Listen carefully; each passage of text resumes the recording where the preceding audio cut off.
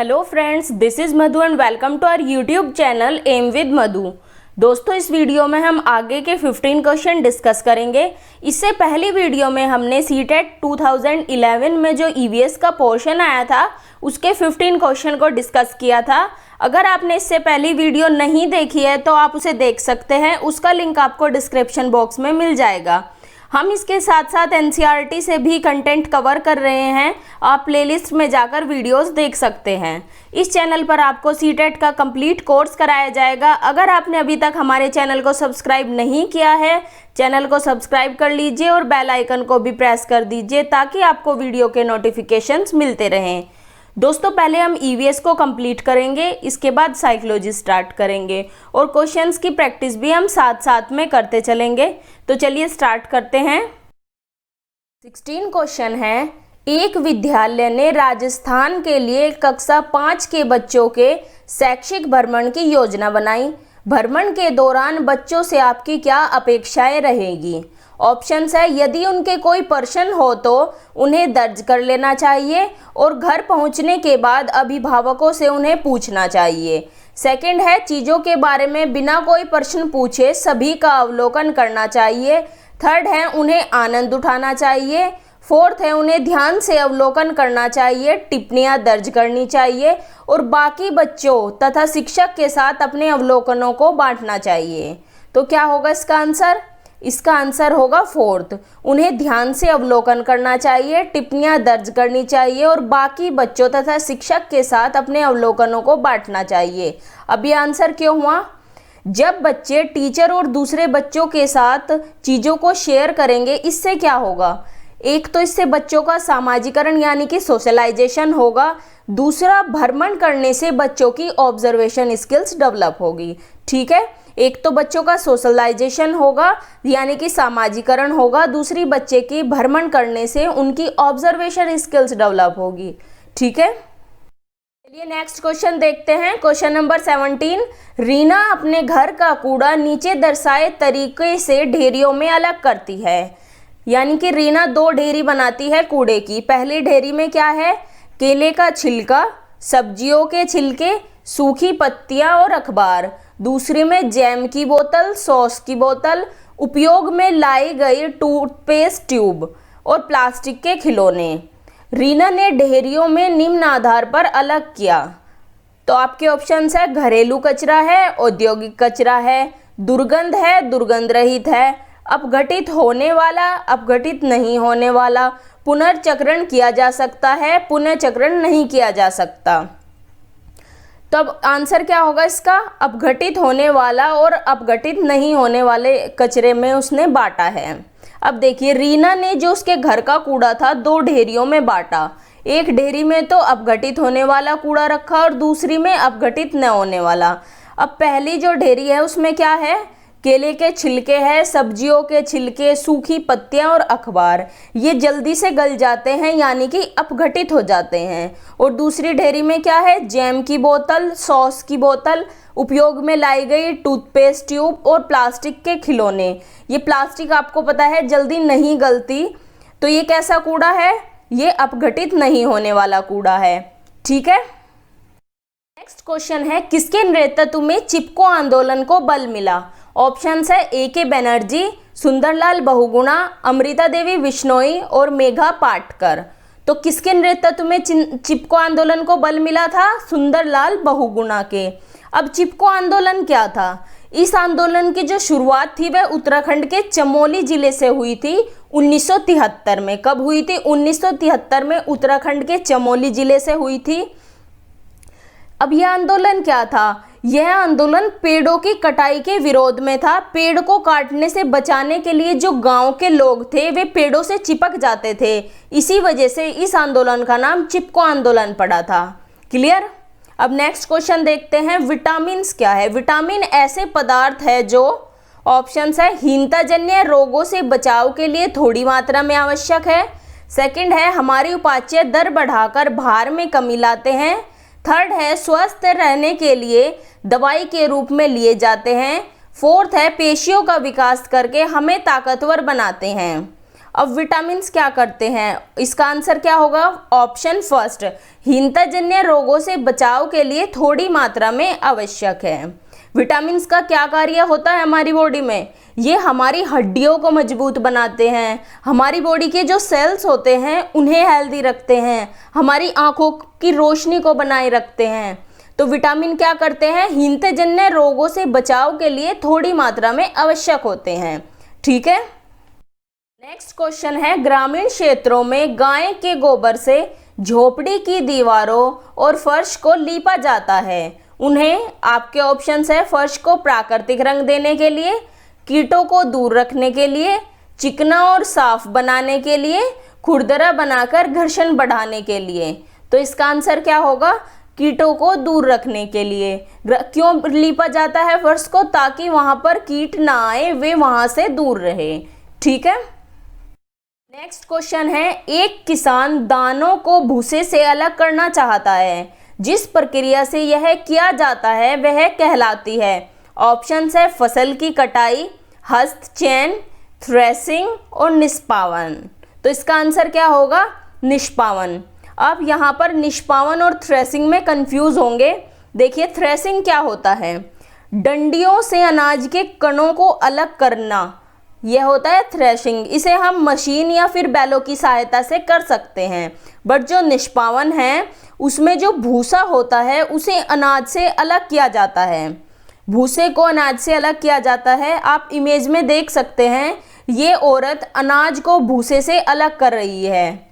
ठीक है, क्लियर हुआ निष्पावन और थ्रेसिंग में डिफरेंस। निष्पावन क्या है, निष्पावन में जो भूसा होता है उसे अनाज से अलग किया जाता है, बट जो थ्रेसिंग है, थ्रेसिंग में डंडियों से अनाज के कणों को अलग करते हैं। क्लियर, नेक्स्ट क्वेश्चन देखते हैं, पर्यावरण अध्ययन की पाठ्यपुस्तक में कहानियां शामिल करने का निम्नलिखित में से कौन सा उद्देश्य नहीं है। आपके ऑप्शंस है, बच्चों के मस्तिष्क को भ्रमित करना और उन्हें इस भ्रम का आनंद उठाने देना। सेकंड है, सृजनात्मक चिंतन की योग्यता और उत्सुकता का विकास करना। थर्ड है, बच्चों में आलोचनात्मक चिंतन शक्ति विकसित करना। फोर्थ है, बच्चों में तर्कना शक्ति का विकास करना। आपसे पूछा गया है कि उद्देश्य नहीं है, तो इसका आंसर क्या होगा, बच्चों के मस्तिष्क को भ्रमित करना और उन्हें इस भ्रम का आनंद उठाने देना। ये आंसर क्यों हुआ, क्योंकि आप बच्चों को भ्रमित नहीं करेंगे। बच्चों को डांटना, भ्रमित करना, जबरदस्ती अनुशासन में रखना, इन सब से बच्चों में निगेटिविटी पैदा होती है। ये सब बच्चों में निगेटिविटी पैदा करेंगे, आपको ऐसा नहीं करना है। ठीक है, तो पहेली को शामिल करने का उद्देश्य क्या नहीं है, बच्चों को भ्रमित करना। पहेली को शामिल करने का उद्देश्य नहीं है। ठीक है, नेक्स्ट क्वेश्चन है, एक पुरुष जिसका रक्त समूह O है एक ए रक्त समूह वाली स्त्री से शादी करता है, उसके पहले बच्चे के रक्त समूह O होने की संभावना है। ऑप्शंस है 25%, 75%, 50% या फिर 100%।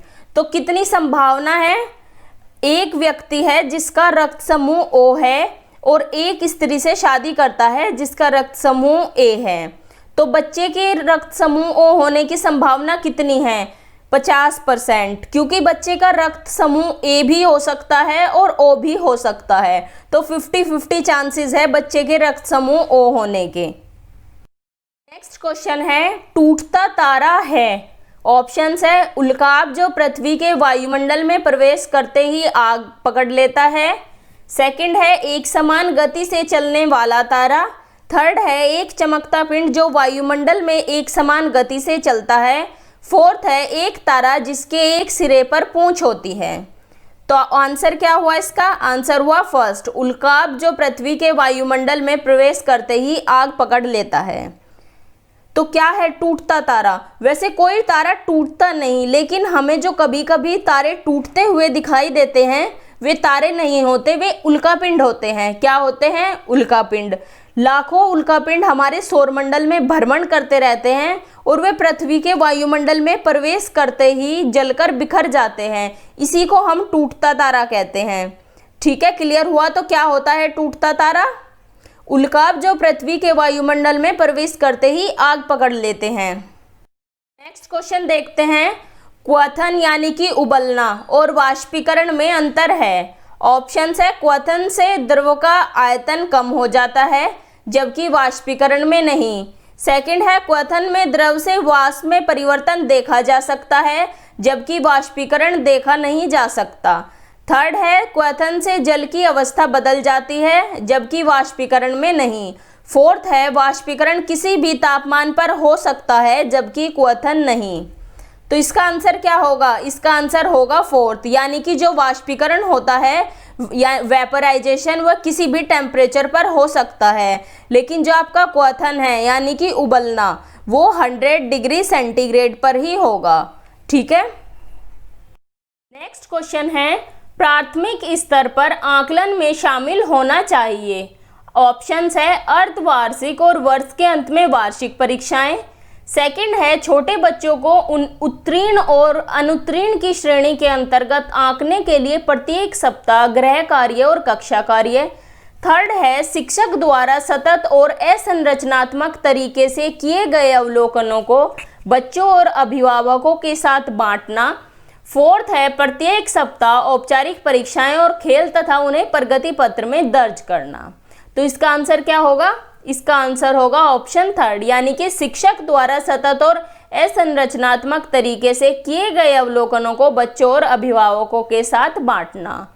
ठीक है। इसमें जो सेकंड ऑप्शन है उत्तीर्ण और अनुत्तीर्ण की श्रेणी के अंतर्गत आंकना, ये बिल्कुल नहीं करेंगे। बच्चों को कैटेगराइज बिल्कुल नहीं करना है क्योंकि इससे बच्चों का आत्मविश्वास गिरता है। क्लियर।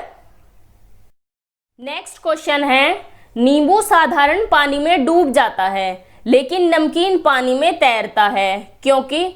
ऑप्शंस है नींबू का घनत्व नमकीन पानी में अधिक हो जाता है। सेकंड है नींबू का घनत्व नमकीन पानी में कम हो जाता है। थर्ड है नमकीन पानी का घनत्व साधारण पानी के घनत्व से अधिक होता है। फोर्थ है साधारण पानी का घनत्व नमकीन पानी के घनत्व से अधिक होता है। तो इसका आंसर क्या होगा? इसका आंसर होगा ऑप्शन थर्ड, यानी कि जो नमकीन पानी होता है उसका घनत्व साधारण पानी के घनत्व से अधिक होता है। इसी कारण जो नींबू होता है वह नमकीन पानी में नहीं डूबता। ठीक है। नेक्स्ट क्वेश्चन है पके हुए चावल रेफ्रिजरेटर में अपेक्षाकृत लंबे समय तक परिरक्षित किए जा सकते हैं क्योंकि। ऑप्शंस है कम तापमान पर भोजन का नमी तत्व घट जाता है। सेकंड है रेफ्रिजरेटर में कुछ ऐसे रसायन होते हैं जो रोगाणु को नष्ट कर देते हैं। थर्ड है कम तापमान पर रोगाणु निष्क्रिय हो जाते हैं। फोर्थ है रोगाणु कम तापमान पर नष्ट हो जाते हैं। अब इसका आंसर क्या होगा? इसका आंसर होगा थर्ड, यानी कि कम तापमान पर रोगाणु निष्क्रिय हो जाते हैं। लो टेम्परेचर पर जो जर्म्स होते हैं वो इनएक्टिव हो जाते हैं। इसी वजह से जो पके हुए चावल या कोई भी फूड लंबे समय तक हम परिरक्षित कर सकते हैं रेफ्रिजरेटर में। ठीक है। नेक्स्ट क्वेश्चन है रक्त की जांच द्वारा किसकी उपस्थिति से मलेरिया की पहचान होती है? आपके ऑप्शंस है लाल रक्त कोशिकाओं में मच्छर के अंडे। सेकंड है लाल रक्त कोशिकाओं में मलेरिया परजीवी यानी कि प्लाज्मोडियम। थर्ड है रक्त में क्षतिग्रस्त यकृत कोशिकाएं। फोर्थ है रक्त में मच्छर के लार्वे। अब क्या होगा इसका आंसर? इसका आंसर है सेकंड, यानी कि लाल रक्त कोशिकाओं में मलेरिया परजीवी प्लाज्मोडियम। अब जो मलेरिया होता है वह किस मच्छर के काटने से होता है? ये भी आपसे क्वेश्चन पूछा जा सकता है कि मलेरिया किस मच्छर के काटने से होता है। तो बताइए किस मच्छर के काटने से होता है? एनाफ्लीज मादा मच्छर के।